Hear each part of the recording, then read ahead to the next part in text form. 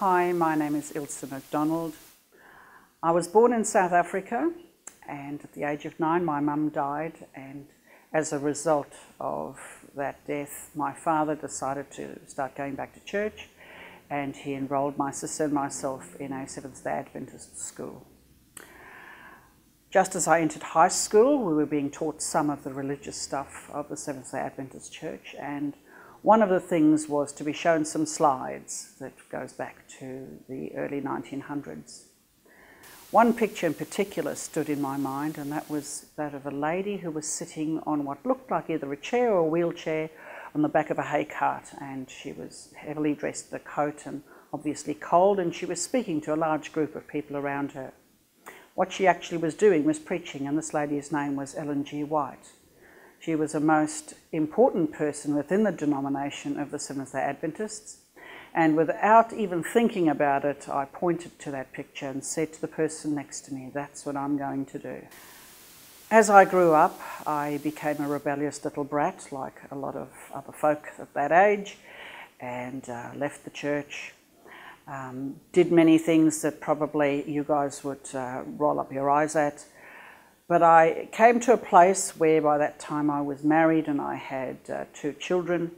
My husband and I were going through some terrible marriage problems, and we turned to the church for help. The church by that I mean was the Uniting Church, and the folk that looked after our 2 young children while we received counselling were really lovely, and the difference they said in their life was that they were Christians, and I thought, very nice. I also go to church on Easter and Christmas. But eventually I started turning back to the church, and I found it a place to suddenly feel at home again. I began to accept that I was meant to be a part of God's people. And many years later, having had 5 children by this time, we moved to Bateman's Bay. And in Bateman's Bay was where I actually really recognised my call. One evening I was singing with a fellow that was playing the guitar, and we were singing "Just a Closer Walk with Thee, Granted Jesus is my plea."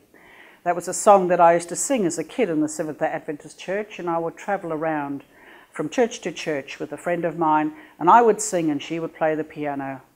I realised then, as I do now, that that was a song that really actually was a prayer that I was singing and praying to God as a child. I've got to say, when that happened to me in Bateman's Bay, I suddenly knew that I was being called to something more than just being involved in a church, and maybe heading up various little things. I would need to sort of look further into where my place in the church was. Some years later I began studies. I've been continuing studies both at Tabor College and at Whitley.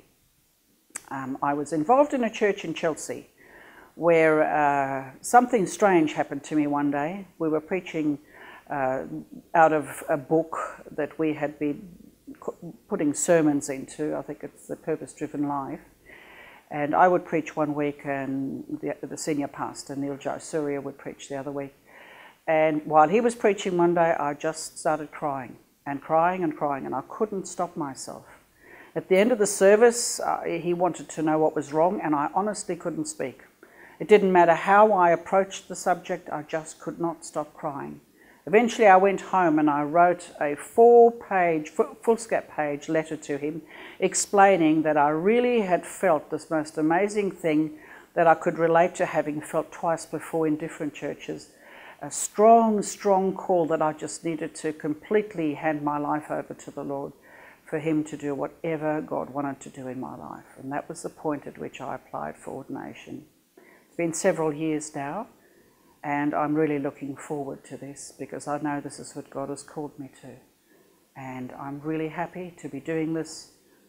I've just recently married again, and my husband Terry will be with me on that day. And I know that this is going to be something that I've been looking forward to, and my family have been looking forward to for a very long time.